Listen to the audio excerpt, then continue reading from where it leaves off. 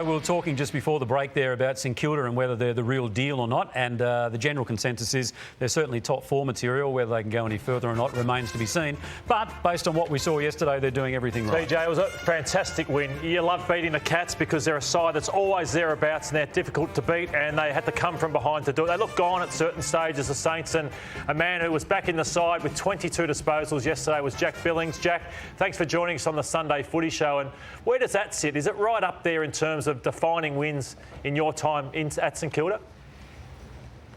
Yeah, thanks, Lloyd. Obviously it was a pretty important game yesterday, and I think Geelong was pretty similar in terms of win-loss to us. So we identified it as a big game for us, and it's actually the first time I've ever beaten Geelong. So they're the last team I've never beaten. So. I think we've only beaten them 2 or 3 times. I think since about 2010. So it was a pretty big game for us, and especially the way the game was at half time. We were down, and then the way we fought back in the second half was really pleasing, and just got to keep building. Hey Jack, what did you learn from the Melbourne loss? What did you learn from Melbourne, and what did you learn about yourselves in terms of improving and then getting a win like that yesterday? Yeah, I guess firstly just the quality of Melbourne at the moment, and you want to always match up and see where you're at against the best, and we got a lot of lessons from last week. I think it was our third quarter. We actually played some good footy, but how well they set up behind the ball really stood out for us, and how strong they are defensively, but then probably just across the ground, their ability just for all their players to play their role, I think was pretty important for us, and something we're going to definitely use going forward. And obviously just we got some stars around the ball, so just their ability to win the ball around the contest and spread from there is pretty elite. Jack, congratulations on your game last night. You were on the receiving end of one of the best taps I've seen in a long time from Paddy Ryder to kick your first goal for the night. They kicked 4 goals between them, the ruckmen, last night, Ryder and Rowan Marshall. You did lose the clearances by 5, but it was more how clear and effective your clearances were compared to the Cats, which got you over the line. Yeah, for sure. I mean, Paddy and Rose, combination and partnerships are really important for our side, and they're both so dangerous, like you said, when they go forward. I think Paddy kicked 3 last night, so he's just an amazing talent, and then Rose's ability around the ground, he's like another midfielder for us, and like you said, we would rather quality over quantity, and that's what we're able to get, and they're very good to have on our team. I'm not sure if the guys upstairs can cue the goal Brownie was talking about, but I just want to ask you, I analysed that hit over his head, Ryder, to you. How do you work on that? And is it a set play that you've come up with at training that goes into that?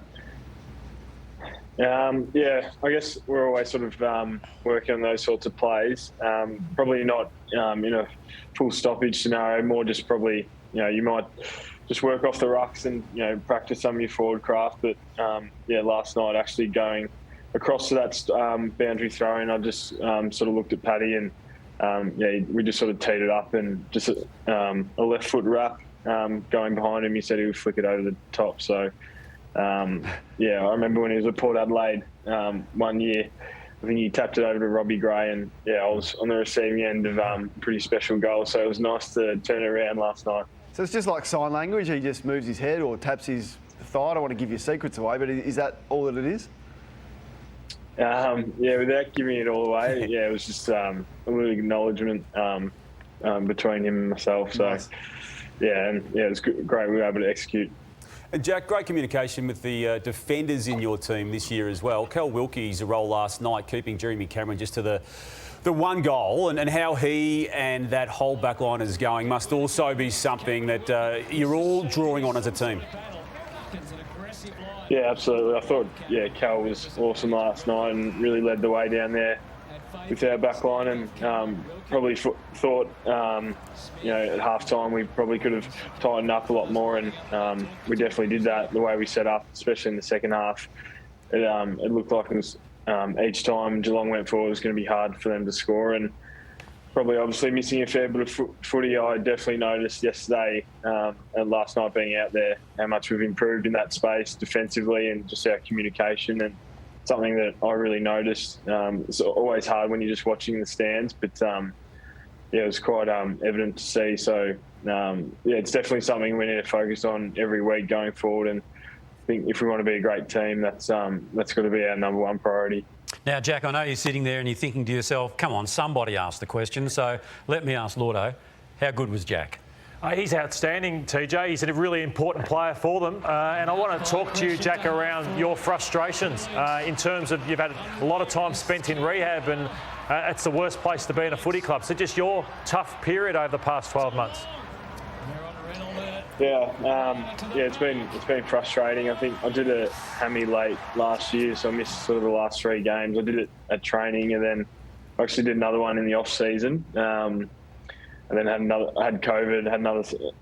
Did the other leg when I got back from COVID. So, and then did it one in the pracky game. So it's been a frustrating period. I felt like I've always been about 3 or 4 weeks away, and it's been weird. Like I didn't do any match practice over the summer, just because when I was going down and just with the timing of it all, and but the thing about the hammies is, as you know, you can run pretty quickly afterwards. So it's more the speed that you need to slowly get back. And so it was weird. Although I didn't feel like I'd done much with the boys over the summer months, I'd actually done a lot of Ks and things like that. And then once I got back to playing a couple of weeks ago, I just got some valuable minutes and got my touch and everything back. And I felt confident going into yesterday. And I guess, having wins like last night, the feeling after the game, it's what, it makes it all worth it, and it's the reason why you do it. So, injuries are a part of the game, but,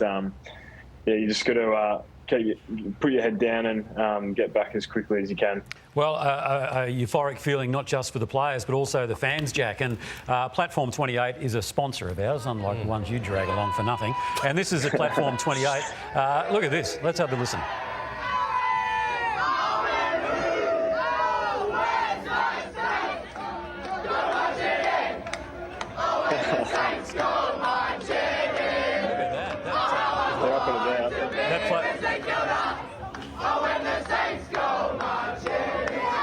Great stuff.